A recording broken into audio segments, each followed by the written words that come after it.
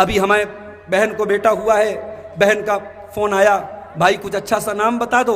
मैंने सहाबा के नाम बता दिए, तो फिर बहन का फोन आया तो बड़े पुराने नाम लग रहे हैं। लोगों को नए नाम चाहिए। आपके बिहार में आता हूं, किसी का नाम पूछता हूं, नाम क्या है? नईमुल, रहीमुल, अजीब नाम है भाई। किसी का नाम बबलू, पिंटू, गुड्डू, ये नाम लोग रखते हैं बच्चों का। सहाबा के नाम पे बच्चों के नाम रखो, कितना प्यारा नाम है। मुगीरा, बच्चे का नाम मुगीरा रखो। आपके घर में लड़का पैदा हो, मुगीरा नाम रखो। मुगीरा बिन शोबा सहाबी हैं, उन्होंने शादी तय हुई, रिश्ता लगा, नबी के पास आए, अल्लाह के नबी से कहा, अल्लाह के नबी मैंने एक अंसारी लड़की को निकाह का पैगाम भेजा है। क्या हुआ? अंसारी लड़की को निकाह का पैगाम भेजा है। अल्लाह के नबी ने फरमाया कि क्या तुमने लड़की को देखा है? कहा है अल्लाह के नबी देखा नहीं है। आपने फरमाया जाओ एक नजर लड़की को देख लो, रिश्ता तय हुआ है, शादी होने वाली है, शादी के पहले एक बार लड़की को देख लो। नबी ने एक बार लड़की को देखने की इजाजत दी है। इसका मतलब कि उस दौर में जब लड़कियां घर से निकलती थीं तो पर्दे में निकलती थी, नकाब में निकलती थीं, शादी के पहले कोई देख नहीं पाता था। मेरे प्यारे भाइयों, आज आपकी जवान लड़कियां बगैर पर्दे के, बगैर चेहरे को कवर किए हुए और सज संवर करके, मेकअप करके अगर निकल रही हैं तो ये सोचने का मकाम है ये कितनी गलत बात है। कहा है अल्लाह के नबी, रिश्ता तो मैंने भेज दिया है, लड़की को मैंने देखा नहीं है। कहा जाओ एक नजर लड़की को देख लो। हजरत मुगीरा अपनी होने वाली ससुराल पहुंचे, अपने होने वाले ससुर और सास से मुलाकात की। कहा देखो मैं कोई गलत नीयत से नहीं आया हूं, मुझे अल्लाह के नबी ने परमिशन दी है, इजाजत दी है, मैं अपनी होने वाली बीवी को देखना चाहता हूं। ओ लोगों जरा गौर करो, उस जमाने का समाज कैसा था, उस जमाने की सोसाइटी कैसी थी। उनको मालूम है ये मेरा होने वाला दामाद है, लेकिन शादी नहीं हुई है और लड़की को देखना चाहता है। हदीस के अल्फाज हैं फकअन्नहुमा करिहा ज़ालिका, लड़की के माँ बाप को ये बहुत बुरा लगा कि लड़का हमारी बेटी को देखना क्यों चाहता है। उनके लिए ये बात बहुत गलत थी कि अभी शादी नहीं हुई तो हमारी लड़की को देखना क्यों चाहता है। हमारे यहाँ बाइक पे बिठा के पूरे गांव की सैर कराता है कौन? भाई अपनी बहन की, बाप अपनी बेटी की, शौहर अपनी बीवी की, पूरे गांव को दर्शन कराता है। ये बेहयाई नहीं तो और क्या है मेरे साथी? ये दय्यूसियत है, ये बेगैरती है, और इसको खत्म करो मेरे प्यारे साथी। बागैरत बनो, बाहया बनो, बेहया मत बनो मेरे साथी। लड़की के माँ बाप को बहुत बुरा लगा, उन्होंने कहा नहीं हम नहीं देखने देंगे, शादी अभी हुई थोड़ी, अभी तो रिश्ता लगा है। हजरत मुगीरा पलट करके वापस जाने लगे। मेरी प्यारी माँ और बहनों जरा गौर से सुनना, मुगीरा बिन शोबा वापस जाने लगे। लड़की अंदर पर्दे में सुन रही थी सारी बात। लड़की पर्दे से बोली, ऐ मुगीरा, ऐ मेरे होने वाले शौहर, मुझे मालूम है मेरे माँ बाप की मर्जी नहीं है, मुझे मालूम है मेरे माँ बाप को पसंद नहीं है कि आप मुझको देखें, मगर आप अल्लाह के रसूल की इजाजत लेकर के आए हैं। अगर आप वाकई में सच बोल रहे हैं फंजुरनी, तो मैं आपको इजाजत दे रही हूं, एक नजर मुझको देख लीजिए। इसलिए नहीं कि मैं चाहती हूं, इसलिए कि अल्लाह के रसूल की इजाजत है।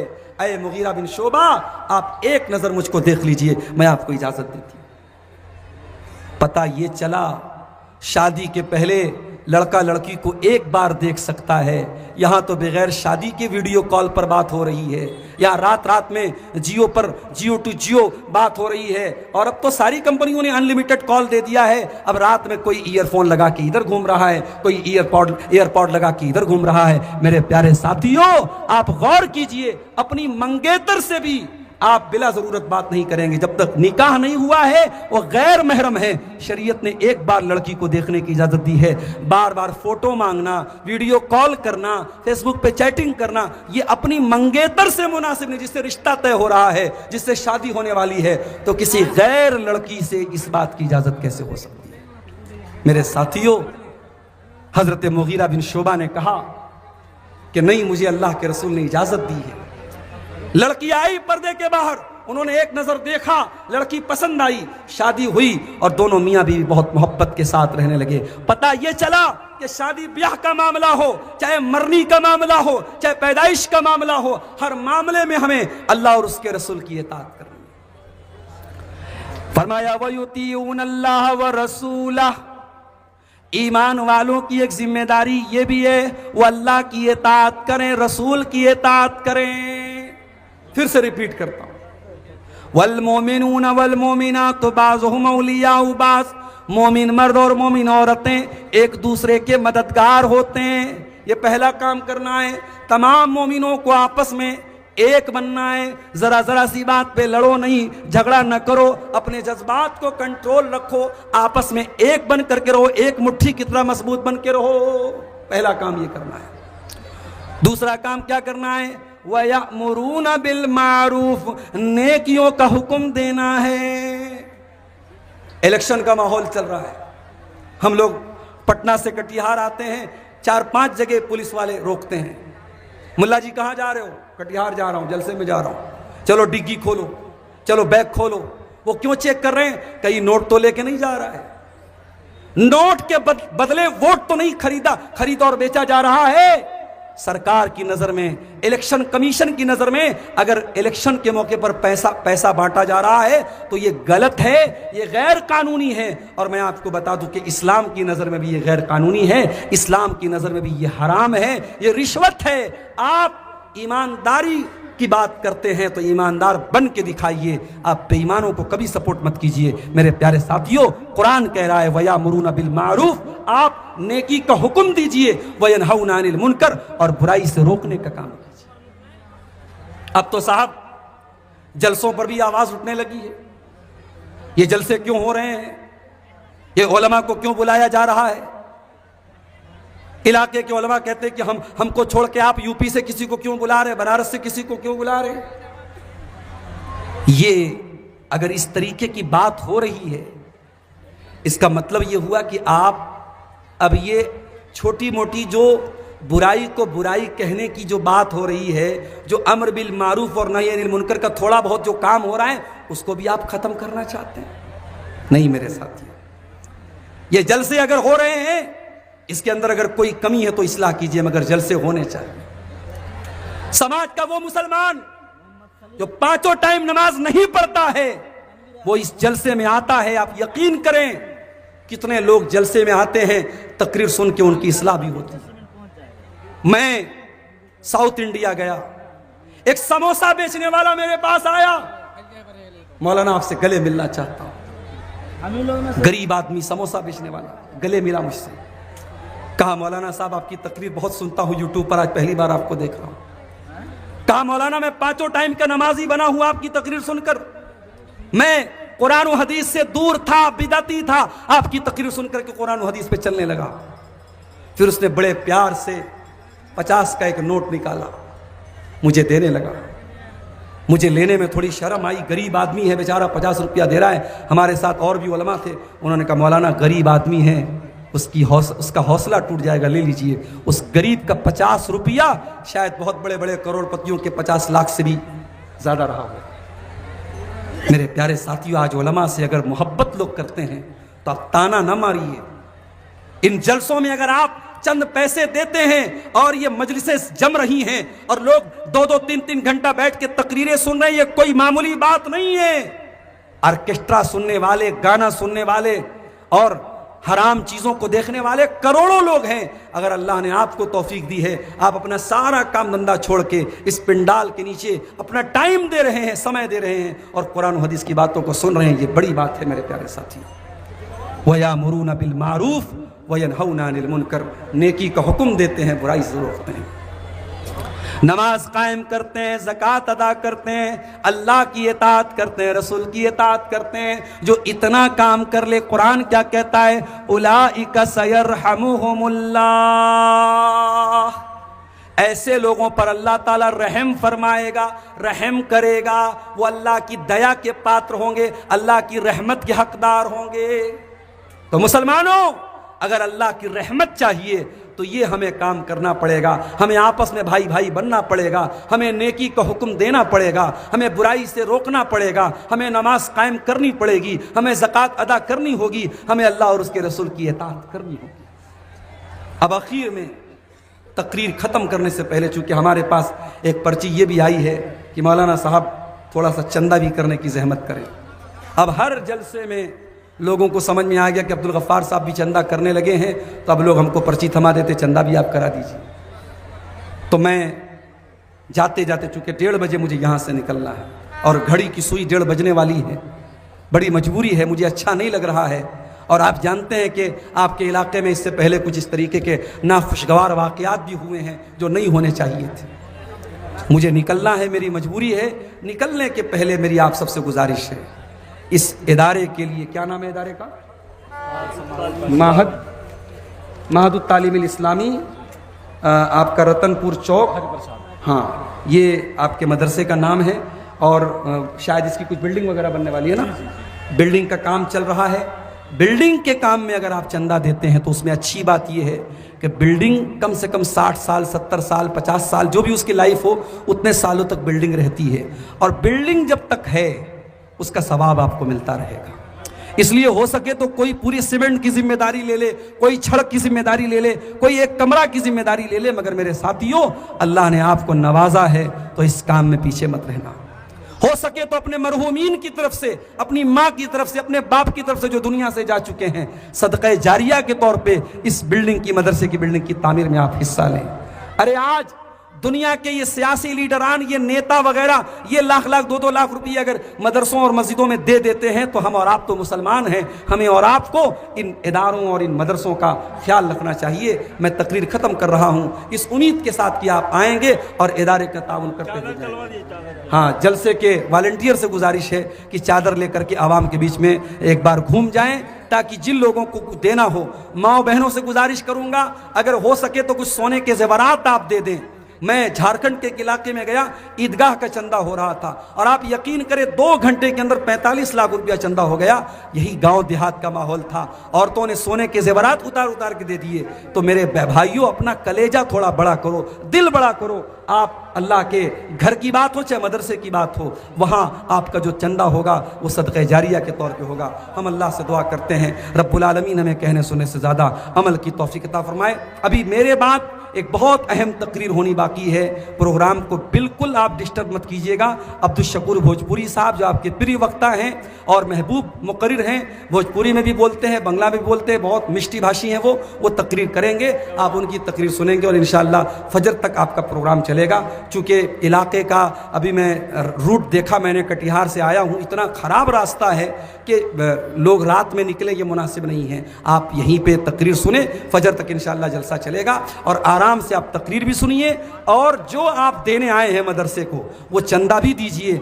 अल्लाह ताला से हम दुआ करते हैं रब्बुल आलमीन हमें जिस मकसद के लिए जब तक 5-7 मिनट, अरे भाई आप नहीं समझ रहे हैं, 1:30 बजे हमारी आखिरी लिमिट है, ट्रेन हमारा इंतजार नहीं करेगी कि आपका जलसा था, समझिए मेरी बात। किसी जो नात बात करा दीजिए 5 मिनट में क्या होगा। चलिए 5 मिनट रुक जाते, बुलाइए थोड़ा सा आ रहे हैं, भेज दिए। मेरे भाइयों, इससे पहले कि मैं तकरीर ख़त्म करूं, एक बहुत अहम बात ये भी आपको बताना चाहता हूं कि इस मुल्क में हम और आप एक सिटीज़न हैं, एक नागरिक हैं और आगे आपके बिहार में इलेक्शन होने वाले हैं।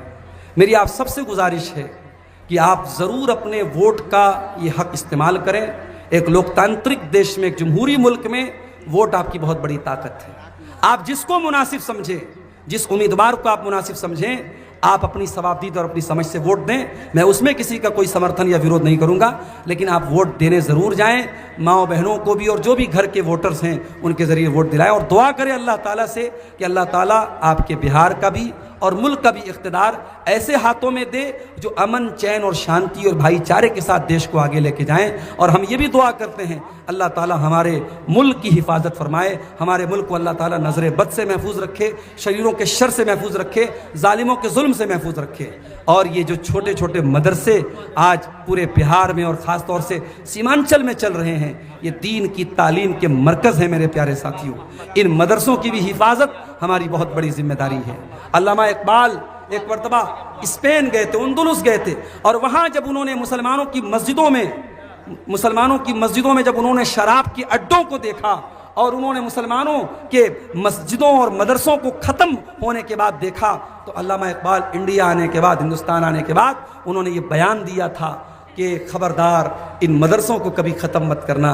ये मदरसे जब तक हैं इस्लाम का नामो निशान बाकी रहेगा और दीन की पहचान बाकी रहेगी। जिस दिन ये मदरसे ख़त्म हो जाएंगे, आपकी जो रही सही शिनाख्त और पहचान है वो भी ख़त्म हो जाएगी। आप देखिए मीडिया कितना ज़्यादा प्रोपेगेंडा कर रहा है मदरसों के। डेली मैं देख रहा हूँ कोई ना कोई न्यूज़ आती है मदरसों के खिलाफ। अभी एक न्यूज़ आई, फला मदरसे में लड़कियों को जो है वहाँ से लड़कियों को छुड़ाया गया। ऐसा लग रहा है कि लड़कियों को मदरसे में कैद करके रखा जाता है, जबकि सब लोग जानते हैं मदरसे में जहाँ बनात का इदारा होता है, लड़कियाँ पूरी इज्जत और आबरू के साथ पर्दे के साथ पढ़ती हैं, किसी के साथ कोई अत्याचार नहीं होता है। लेकिन मीडिया में क्या दिखाया जाता है कि मदरसों में लड़कियों पर जुल्म हो रहा है, बच्चों पर जुल्म हो रहा है, और मदरसे के अंदर जो है अल्लाह माफ़ करे गलत शिक्षा दी जाती है। हम तो साफ कहते हैं, इमरान प्रतापगढ़ी की बड़ी मशहूर नज़्म है कि हमारे जो ये मदरसे हैं, आइए इन मदरसों को देखिए, इन मदरसों में क्या पढ़ाया जाता है। ये मदरसे आतंकवाद की नहीं, मोहब्बत की तालीम देते हैं। ये मदरसे अमन और शांति की तालीम देते हैं। इन्हीं मदरसों से मुजाहिदीन आज़ादी पैदा हुए जो फांसी के फंदे पे झूल गए, जिन्होंने इस देश को आज़ाद कराया है। मेरे प्यारे साथियों, आज मदरसों के इतिहास को भी मिटाने की तैयारी हो रही है। हम और आप अपने मदरसों का संरक्षण करें, उसकी सुरक्षा करें, उसकी हिफाजत करें। और मैं ये तो नहीं कहूँगा हर बच्चे को आप आलिम बनाएं, हर बच्ची को आलिमा बनाएं, मैं ये नहीं कहूँगा, लेकिन ये ज़रूर कहूँगा कि एक बच्चे को ज़रूर आलिम बनाइए, एक बच्ची को ज़रूर आलिमा बनाइए। घर में कोई हो कि जनाजा पढ़ाने की ज़रूरत पड़े तो जनाजा पढ़ा सके, कोई हो मसला मसाइल की ज़रूरत पड़े तो मसला मसाइल बता सके। अच्छा, एक पर्ची आई थी मेरे पास, मैं भूल गया। वो एक भाई ने 2 सवाल पूछा था मुझसे, मैं जवाब दे के बात ख़त्म कर रहा हूँ। सवाल ये पूछा था कि मौलवी साहब, अगर कोई आदमी अपनी औलाद के साथ इंसाफ नहीं करता है तो उसका क्या मसला है। याद रखिए, बाप की अगर 5 औलाद है, 6 औलाद है, तो बाप को मोहब्बत किसी से कम और ज़्यादा हो सकती है, उस पर कोई कंट्रोल नहीं है। मगर बाप अगर कोई चीज़ बांटेगा, चाहे ज़मीन हो, चाहे जायदाद हो, चाहे रुपया पैसा हो, चाहे जेवर हो, तो सारी औलाद को बराबर बराबर बांटना पड़ेगा। उसमें वो अन्याय नहीं कर सकता है, उसमें वो बेईमानी नहीं कर सकता। अगर करेगा अल्लाह के यहाँ पकड़ होगी। इसी तरीके से दूसरा सवाल ये किया गया, अगर कोई दूसरी शादी करता है और पहली बीवी का हक अदा नहीं करता, उसके साथ जुल्म करता है, उसका क्या मसला है।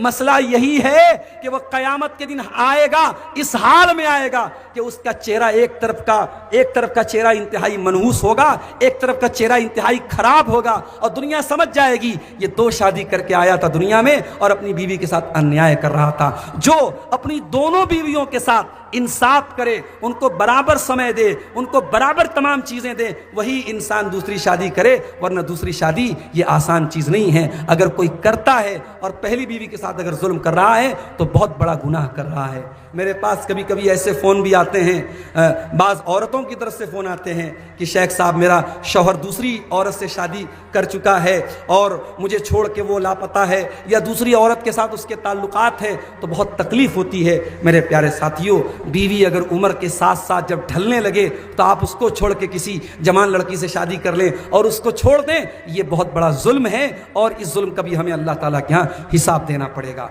अल्लाह से दुआ है रब्बुल आलमीन हमें नेक अमल, अच्छी समझ की तौफीक अता फरमाए। आमीन व आखिर दावाना अनिल हम्दुलिल्लाहि रब्बिल आलमीन। वस्सलामु अलैकुम वरहमतुल्लाहि वबरकातुहू। जी बोलिए। अस्सलामु अलैकुम वरहमतुल्लाहि। जल्दी बोलिए।